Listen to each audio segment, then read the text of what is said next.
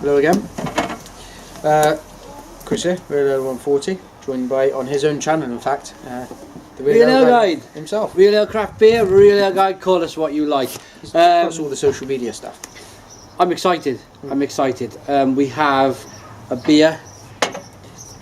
It's the Partizan Porter, picked up freshly this morning from the bottle shop in Penarth in South Wales.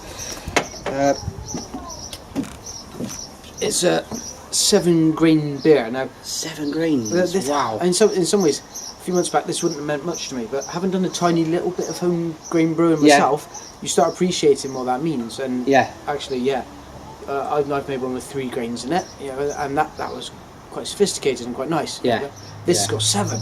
I don't even know there are 7 grains. So I'll have to look up what the list is after. But do you want to crack it open? Yeah, crack it open. Partizan being from London, porter originating from London. Am I correct? Yeah, that style. Yeah. So we have a. Whoa! Look at that beast. Well, the market porters might have drank after a day's work. So so exactly, we have a London porter, if you like. Yeah. We had some London porters the other week from, is it Fuller's or something like that? It's quite lively, I will warn you. Yeah, quite.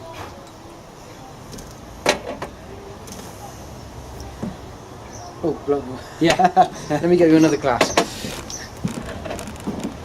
What I'll do in the meantime is show you Chris's beer,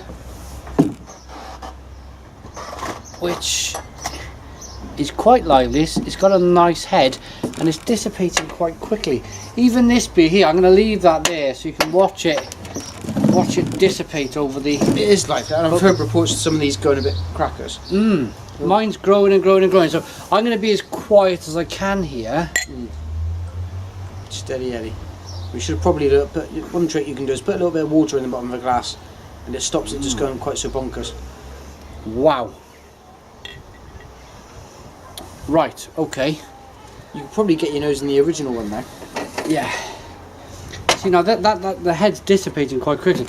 Big bubbles that are kind of caving in on themselves. But beer in the glass. Otherwise, let me grab all the Chris's. It's a very dark beer, nice carbonation. Looks like a porter. A little bit of brown light bleeding through the bottom of the glass. Yeah. There we are. As we're speaking, we've still got some. But you can smell it from a foot away. Toasted and roasted and yeah. And maybe correct us if we're wrong. You may know more. Or maybe from Partizan, you may be watching, but maybe the difference between some of these malts is that one is toasted, one is roasted, one is. I know it's the same but different. If you know what I mean. Bit of pale malt, bit of golden, bit of roasted, bit of chocolate. There's all sorts of different malts that you can use. But what I'm smelling from the beer is it's absolutely phenomenal. I can almost smell the thickness of the beer, the amount of malts used. Chocolate, coffee, caramel. It's pruny. It's not quite as far as Christmas, is it? It's not quite into that end. Almost like you say, Christmas pudding. When you mention that, it's almost. It's got that spiritiness of a Christmas pudding, but without the raisiness. Lovely lacing on the glass. This looks great. I reckon we should dive in. Cheers. Cheers.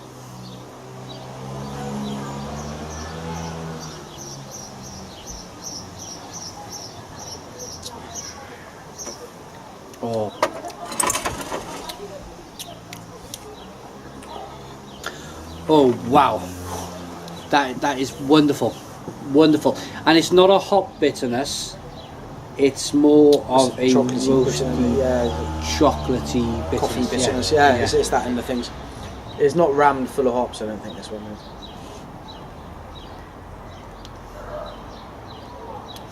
Mine is really being lifted by the carbonation. I've got a lot of carbonation in mine. Right. It's really springing and it's nicely done. Can I have a little taste of yours? Do you mind? Yeah,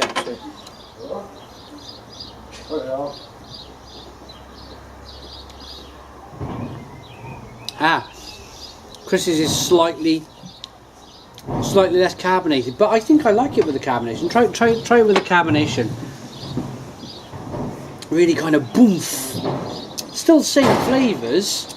It goes lighter quicker. Yeah. Yeah.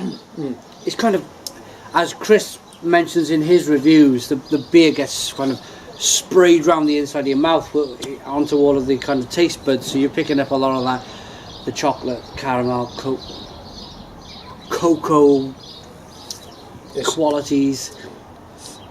What this one does, it's very, very dry. So it's very dry beer. It kind of draws the moisture out of your cheeks. Yeah.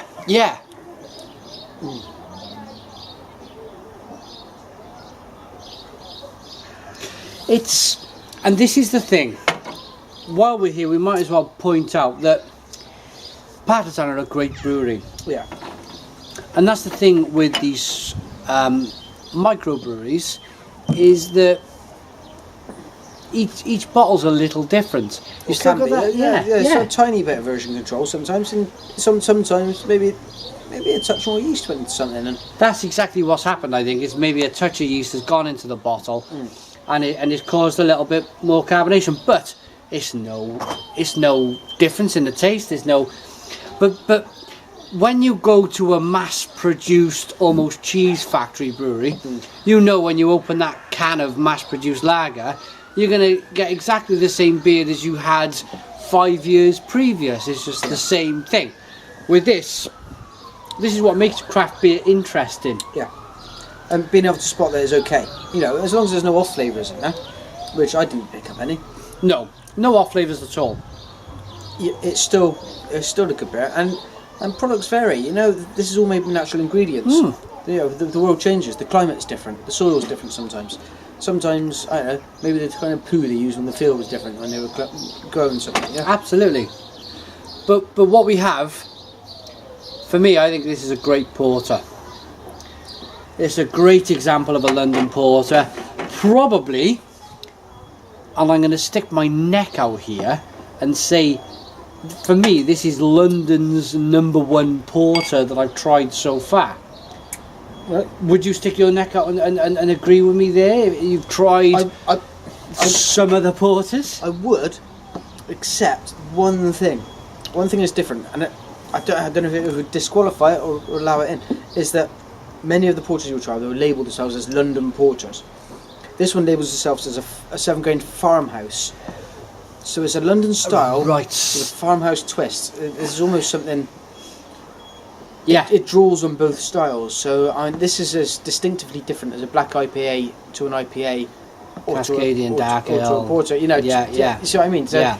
But it's a fantastic example, and I think there's probably some Belgian yeast in there. And that explains this.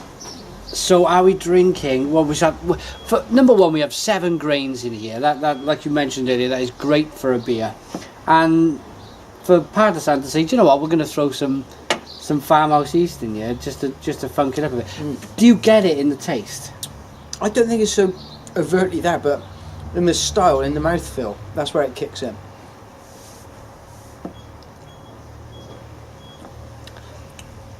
It's the springiness.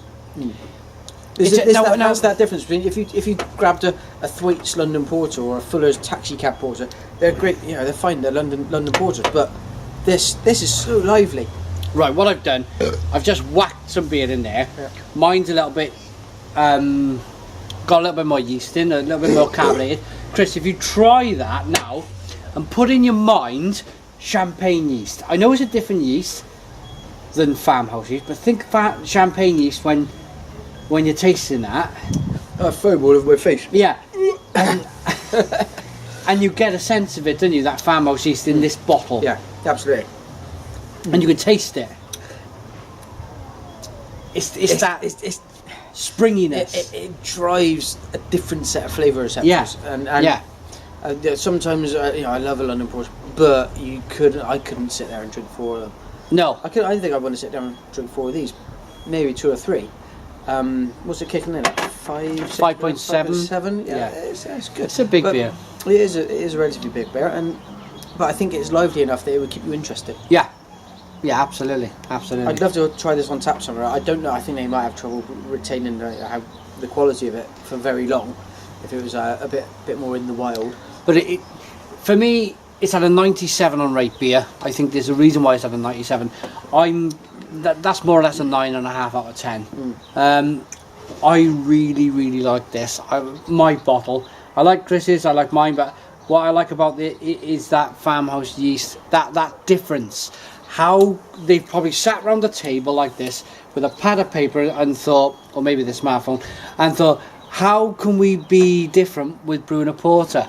And someone's gone, why don't we throw some farmhouse yeast? We got it in the back of the cupboard there. Why don't we just throw some of that in? Yeah, or it's in the fridge in a little punnet somewhere. Yeah, and I think that's great. And that is true craft brewing. So I'm going to give this, I'm going to rate this before. I normally ask Chris to rate it first, but I'm going to go 9.5 out of 10. Correct. Can't use the fingers today. 9.5. I really like this. I really like it. I'm quite happy to go. You know, not to paraphrase something, but I'm quite happy to go with 9.5. That's maybe even a 9.75. This is probably my favourite beer at the moment. Porter is not a traditional summer beer. Well, at the moment we're not facing traditional summer weather. It's about to chuck it down. So yeah, 9.75 from me, but from Simon himself. Yep, there you go. Partizan Porter. I won't call it London Porter. They're from London, the brewery. So effectively it is, but there we go. Check out Relay 140 on all of the social networks. Put your comments in the comments box. Interesting to see what you write about this in the comments regarding using champagne yeast or farmhouse yeast in a porter. Be interesting if you would do that yourself, if you were anybody with homebrewing with farmhouse yeast. I'd like to hear from you. Yeah, put your comments in. Thanks for watching and cheers.